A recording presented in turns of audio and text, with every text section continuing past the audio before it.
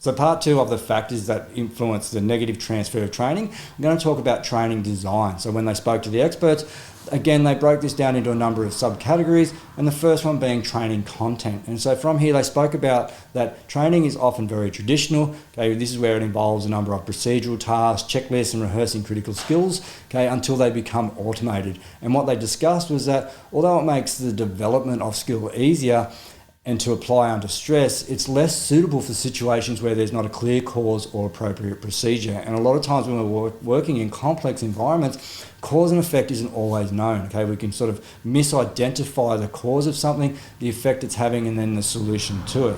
So we need to make sure that we're not developing excessive routine expertise within our training environments. So we've still got that ability to adapt under complexity. Okay, and in such situations, they spoke about that trainees tend to revert to using checklists instead of critical thinking and searching what will be or what is the root cause of the problem. So they're just identifying what they think is the problem without taking a deeper dive or sort of using those cognitive and critical skills to understand what is actually going on and apply the correct intervention. So if we don't understand the cause, we can never really solve the problem or understand how we're going to go about sort of getting a better outcome.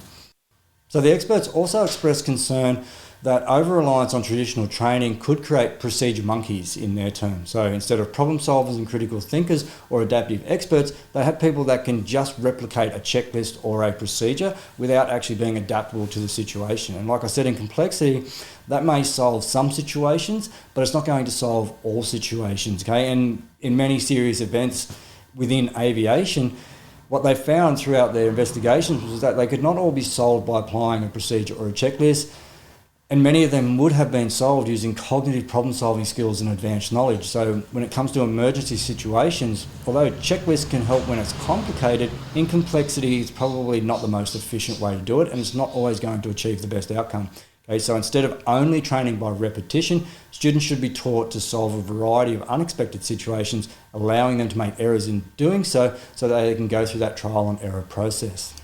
The next factor that they looked at was pretending. Okay, so they spoke about how occasionally students may be asked to pretend to perform a certain action or to provide a simplified version of an actual situation instead of performing a realistic version. In these situations, they came to the agreement or the conclusion that it's often better not to train this specialised skill at all than to do it in a poor fashion or incorrectly by pretending, okay? So this comes down to instructor knowledge and deep understanding of the situation, how to actually represent it in the training environment, and whether it should be trained or whether it should not be trained. So to make sure that we're not training in a bad habit or a negative routine that's going to result in a consequence when it comes to operational performance. So this is a consideration as to how you're going to train these complex skills within your training environment and prepare students or recruits how to perform or how to actually negotiate these situations should they experience it in an operational environment.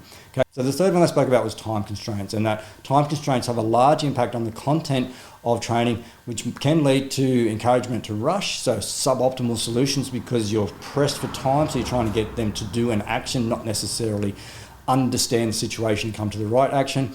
Okay, while in real situations, it's better to think before acting. So as we've spoken about in complexity, you want to make sure that they understand or take the time to look for the right information to come to the right understanding or perception of what is going on.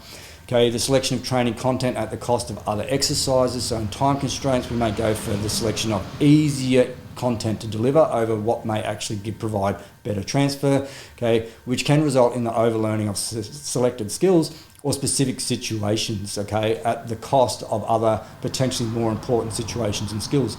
Okay, both the consequences of time constraints may lead to a bias in response towards the practice situation, which may be appropriate in some situations but inappropriate in others. So time constraints can impact the selection of situations that we do, which can lead to a bias in response, okay, which may not always be the most appropriate way to respond in an operational environment, and we may limit their ability to actually look for the right information and provide actions outside of what we've actually demonstrated or had them demonstrate within the training environment. So the next one I spoke about was the fidelity of the training environment, and that a realistic training setting is important for positive transfer of skills, okay? And a lot of our training environments have limitations when it comes to the fidelity or the actual level of representation that we can put within the scenario that's reflective of the operational environment itself. So What they concluded was that some general skills and procedures may be trained in less realistic simulator if relevant. Okay, so this is where we may train cognitive skills at the cost of sort of some motor skill performance, or we may focus on motor skill performance at the cost of some cognitive skills. Okay, but it's important to understand the limitations and then work out how we're going to overcome those limitations so that we're not over-preferencing certain skills or overtraining certain skills. Okay, some specific skills should be trained in an environment that behaves like the operational environment. Others may be less necessary because it may just be a motor skill routine or a motor skill that we can then put within an operational representative situation and get the outcome that we're after.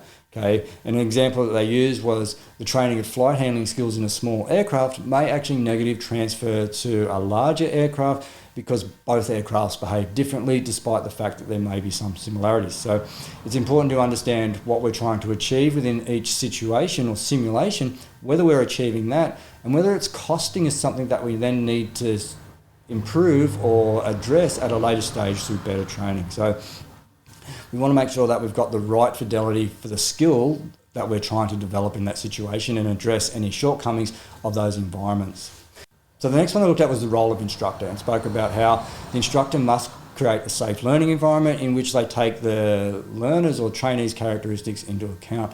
Okay, so this is understanding that the trainee that you have, how they learn, how they behave, how they respond to these sort of things, and make sure that we're removing ourselves as instructors or any stress coming from the instructor from that environment so they can focus on the learning and the task at hand.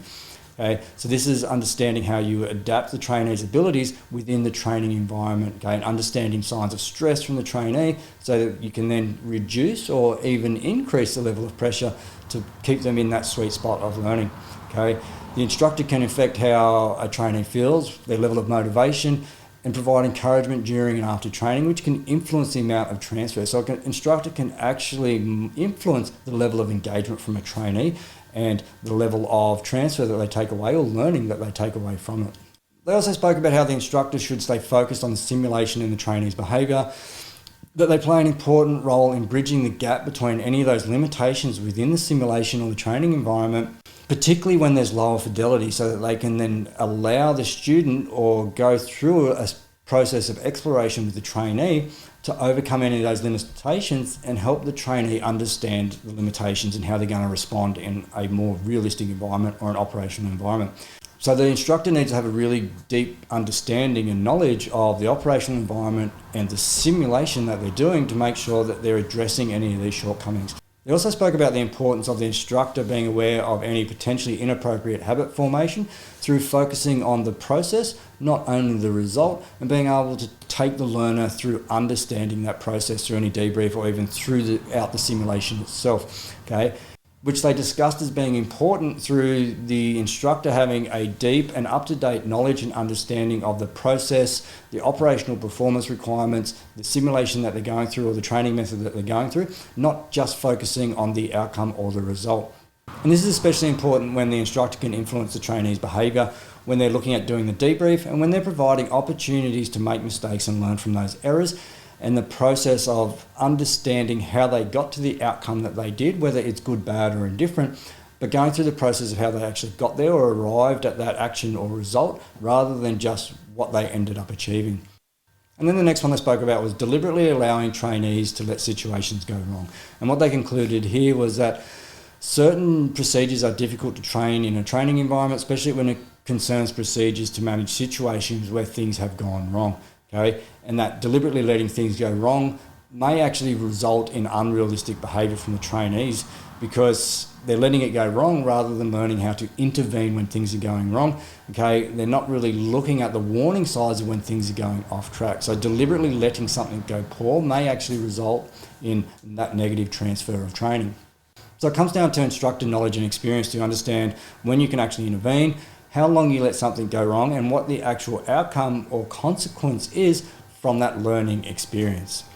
So there's some of the factors that they spoke about when it comes to consideration of training design. Again, there's probably some good takeaways in there where you can go and have a look at your training design, work out what's giving you really good transfer of training, where some of the risks are within increasing or having negative transfer of training, and how you can then go away and optimise your transfer so that your recruits or your trainees are going to perform as best they can in their operational environment.